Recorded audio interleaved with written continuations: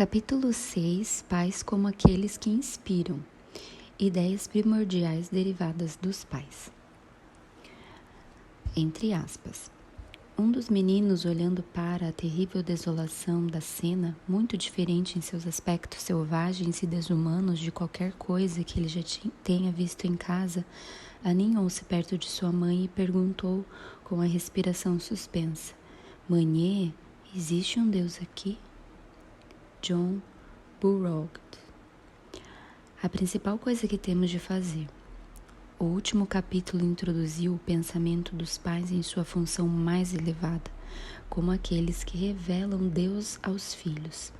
Trazer a raça humana, família por família, criança por criança, da desolação selvagem e desumana onde ele não está, para a luz, o calor e o conforto da presença de Deus é, sem dúvida, a principal coisa que devemos fazer no mundo. E esse trabalho individual com cada criança, sendo o trabalho mais importante do mundo, é colocado nas mãos do mais sábio, mais amoroso, disciplinado e divinamente instruído dos seres humanos. Abre aspas. Sede perfeitos como perfeito é o vosso Pai. Fecha aspas. É a perfeição da paternidade, talvez a ser alcançada em sua plenitude apenas por meio da paternidade. Existem pais equivocados, pais ignorantes, alguns pais indiferentes. Mesmo que 1 em 1000, existem pais insensíveis, mas o bem que é feito na terra é feito debaixo de Deus, através dos pais, direta ou indiretamente. Ideias de Deus adequadas às crianças. Os pais que reconhecem que sua maior obra deve ser realizada pela instrumentalidade das ideias que puderem introduzir na mente de seus filhos, ficarão ansiosos ao pensar sobre as ideias de Deus que são mais adequadas para crianças e como essas ideias podem ser melhor transmitidas. Vamos considerar uma ideia que tem causado alguma agitação nos pensamentos das pessoas. Entre aspas, devemos trabalhar lentamente pelo lado humano. Por que não? Lemos parte da história do Antigo Testamento como História dos Judeus, e Jó, e Isaías e os Salmos como poesia, e fico feliz em dizer que ele tem muito apreço por elas, e partes dos evangelhos em grego como a vida e o caráter de um herói. É o maior erro impô-los às crianças como autoritários e divinos ao mesmo tempo. Isso imediatamente diminui o interesse delas. Devemos trabalhar e construir lentamente pelo lado humano.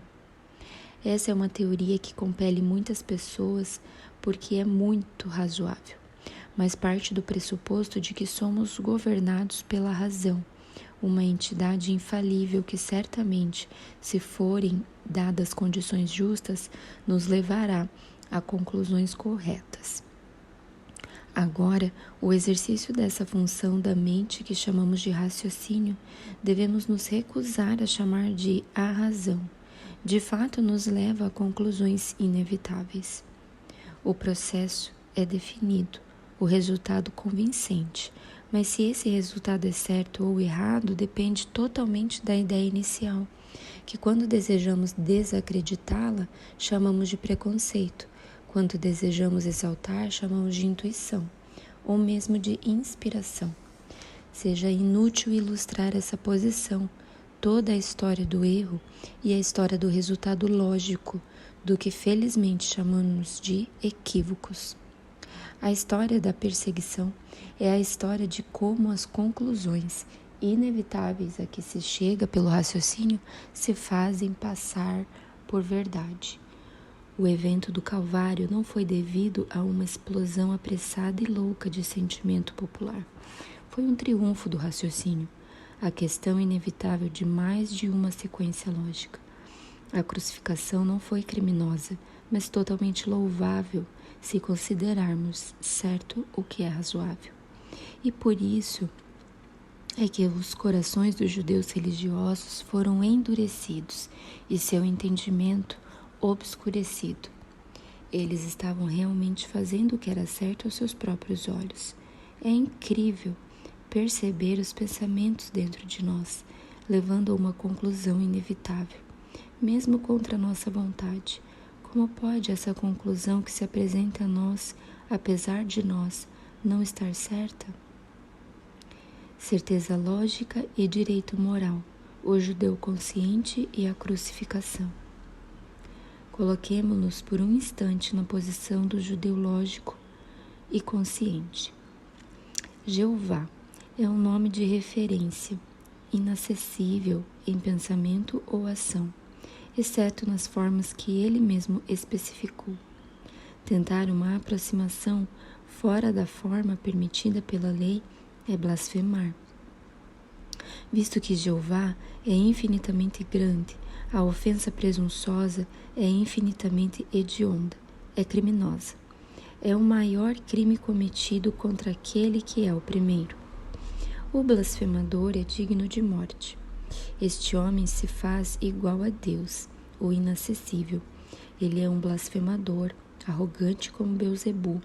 Ele é um duplamente digno de morte. Ao povo dos judeus é confiado o honrado nome. Sobre eles está o dever de examinar o blasfemador. O homem deve morrer. Aqui está o segredo do violento ódio que perseguia os passos da vida irrepreensível. Esses homens estavam seguindo o que a razão ditava a eles, e eles sabiam. Assim eles diriam que estavam agindo certo. Aqui temos a ignorância invencível que a luz do mundo não pode iluminar, e ele, entre aspas, que nos conhece como somos, ainda assim nos ama mais do que conhece. Oferece sobre eles o verdadeiro apelo. Entre aspas, eles não sabem o que fazem. As etapas do argumento são incontestáveis. O erro está na ideia inicial. Tal concepção de Jeová tornou a concepção de Cristo inadmissível, impossível. O judeu patriótico e a crucificação. Assim raciocinou o judeu a respeito de quem sua religião tinha primeira afirmação. O judeu patriótico, para quem a própria religião servia às esperanças de sua nação, chegou por outra cadeia de argumentos espontâneos à mesma conclusão inevitável. Abre aspas. Os judeus são um povo escolhido. O primeiro dever de um judeu é para com a sua nação. Estes são tempos críticos. Uma grande esperança está diante de nós, mas estamos nas garras dos romanos. Eles podem destruir a vida da nação antes que nossa esperança se concretize. Nada deve ser feito para alarmar suas suspeitas. Este homem, segundo todos os relatos, ele é inofensivo, talvez justo, mas ele incita o povo. Há rumores de que eles o chamam de rei dos judeus. Ele não deve ter permissão de arruinar as esperanças da nação. Ele deve morrer. É conveniente que um homem morra pelo povo e que a nação inteira não pereça. Fecha aspas. Assim, o crime consumado que foi cometido na terra foi provavelmente cometido sem qualquer consciência de criminalidade.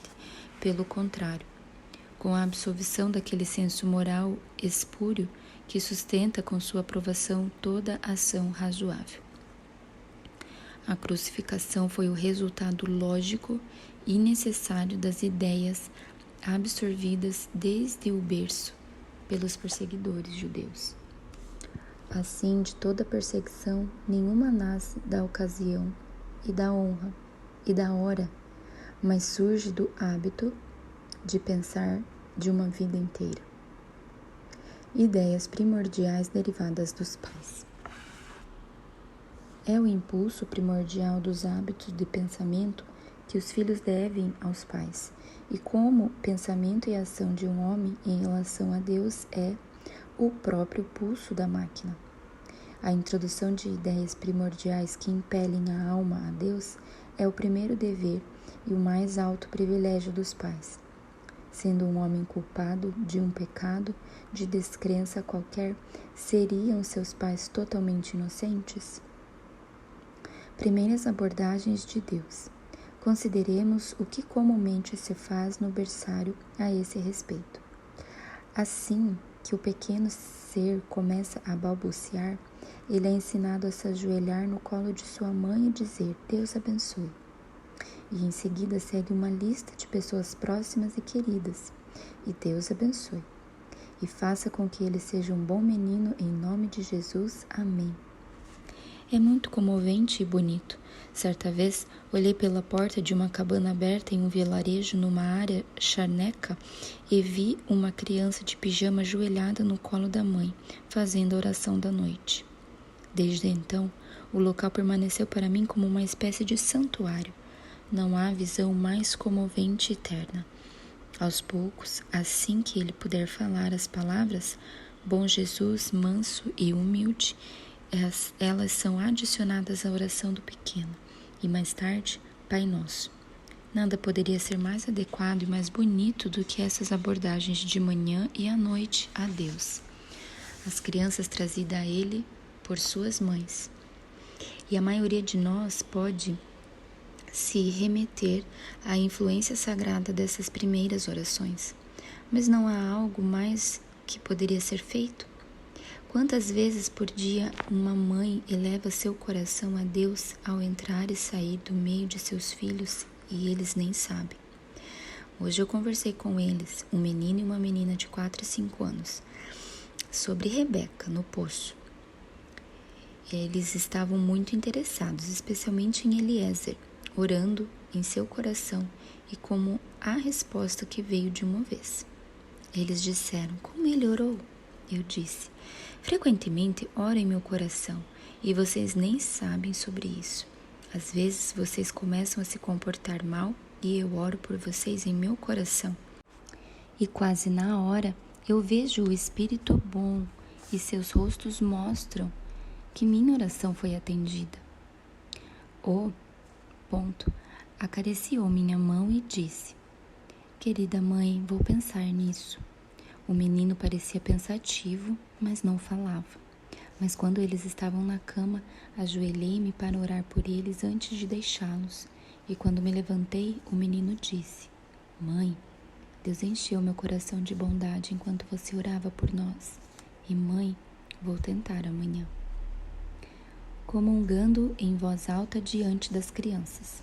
É possível que a mãe pudesse, quando está sozinha com seus filhos, ocasionalmente, manter essa comunhão em voz alta, para que os filhos pudessem crescer no sentido da presença de Deus? Provavelmente seria difícil para muitas mães quebrar a barreira da privacidade espiritual, até mesmo na presença de seus próprios filhos. Mas se pudesse ser feito, não levaria a uma vida alegre e natural na presença reconhecida de Deus? A gratidão de uma criança. Uma mãe que se lembrava de uma pequena garrafa de perfume de 1 centavo como uma alegria dela na infância, levou 3 dessas pequenas garrafas para casa e para suas 3 filhas. Elas as receberam na manhã seguinte no café da manhã da família e desfrutaram delas durante toda a refeição. Antes de terminar, a mãe foi chamada e a pequena Amy estava sentada, um tanto solitária com seu vidrinho de perfume e o resto de seu café da manhã. E do poço puro do coração da menina veio isto, sem intenção de ser ouvida por ninguém. Querida mãe, você é boa demais. Pense na alegria da mãe se ouvisse sua filhinha murmurando assim ao ver a primeira prímula do ano. Querido Deus, você é bom demais. As crianças são tão imitadoras que, se ouvirem seus pais falarem continuamente sobre suas alegrias e medos, seus agradecimentos e desejos, eles também terão muito a dizer. Outro ponto nesta conexão. A pequena criança alemã ouve a fala muitas vezes ao dia de Der liebe Gott, querido Deus, para ter certeza de que ele se refira a ele como du, mas du, você em alemão. Faz parte de sua fala cotidiana. O círculo das pessoas mais próximas e queridas é cercado pela magia do termo du. O mesmo acontece com a pequena criança francesa, cujo pensamento e palavra são sempre de le bon Dieu, o bom Deus. Ela também diz tu, você em francês, mas é assim que ela fala com os mais queridos por ela. Formas arcaicas nas orações das crianças. Mas a pequena criança inglesa é jogada no frio por um modo arcaico de tratamento, reverente aos ouvidos de nós, pessoas mais velhas, mais proibitiva, podemos ter certeza, para a criança. Então, para o Pai Nosso, que bênção seria uma tradução verdadeiramente reverente para o inglês de hoje. Para nós, que aprendemos a repetir a forma atual, é preciosa, quase sagrada. Mas não devemos esquecer que, afinal, é apenas uma tradução. E é talvez a peça mais arcaica do inglês em uso moderno. Que estás? Comumente lido como que estás. Não significa nada para uma criança. Santificado é a fala de uma língua estranha para ele, não muito diferente para nós. Transgressões é um termo semi-legal. Provavelmente nunca entrará em sua conversa do dia a dia, e nenhuma explicação fará com que o vosso tenha a mesma força para ele que seu. Fazer uma criança proferir suas orações em um discurso estranho é colocar uma barreira entre ela e o seu Todo-Poderoso que a ama. Não deveríamos nos aventurar a ensinar nossos filhos a dizer querido Deus? Um pai, com certeza, pode acreditar que nenhum estilo de reverência austera pode ser tão doce aos ouvidos do Pai Divino como o apelo ao querido Deus por simpatia na alegria e socorro nos problemas que flui naturalmente da criança que está acostumada a Deus. Faça com que as crianças cresçam cientes da presença constante, imediata, doadora de alegria, que se alegra com elas, e você pode rir de todos os ataques de infidelidade, o que é tolice para aquele que conhece seu Deus como apenas muito melhor do que ele conhece pai ou mãe, esposa ou filho. Entre aspas, o grito de um rei. Faça com que eles cresçam também com o grito de um rei em seu meio.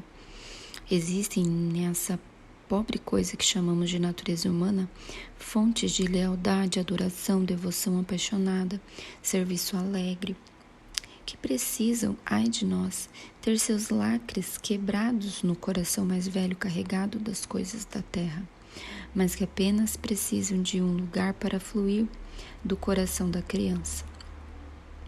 Não há proteção nem alegria como a de estar sob as ordens, ser tomado, controlado, continuamente a serviço daquele a quem é um prazer obedecer. Perdemos de vista esse fato em nossa civilização moderna, mas um rei, um líder, implica guerra, um inimigo, vitória, possível derrota e desgraça. E esta é a concepção de vida que nunca é cedo demais para apresentar às crianças.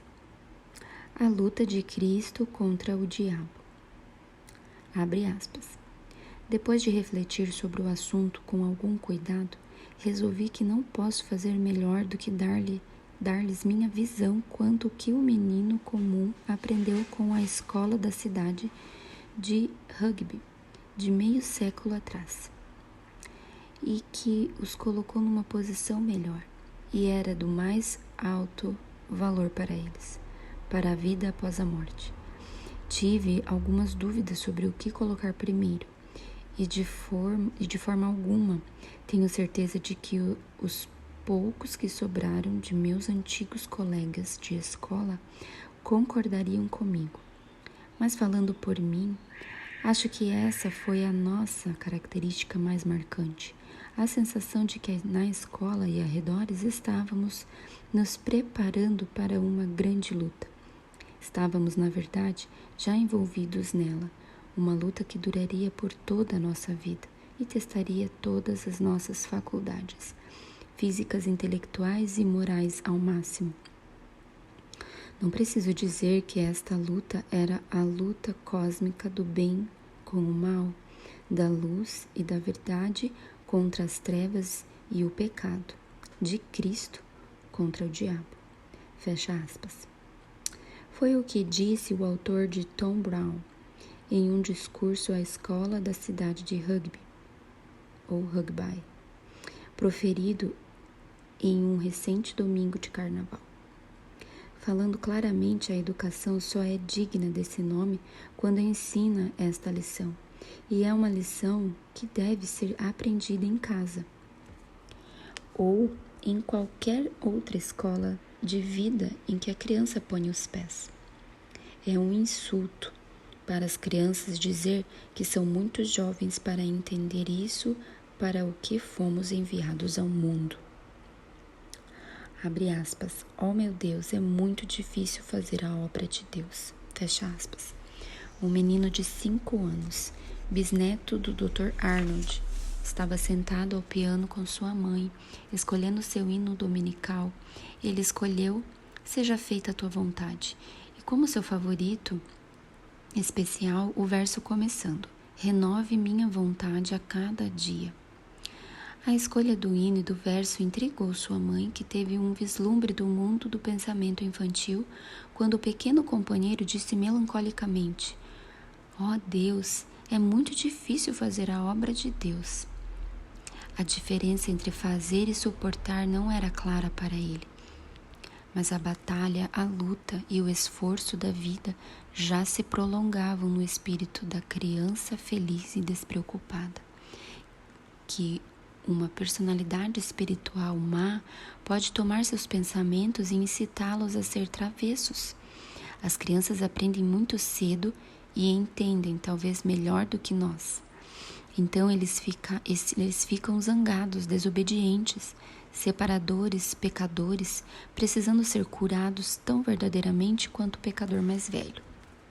E muito mais conscientes de sua necessidade, porque a terna alma da criança, como a pele de um bebê, é atormentada pela dor espiritual.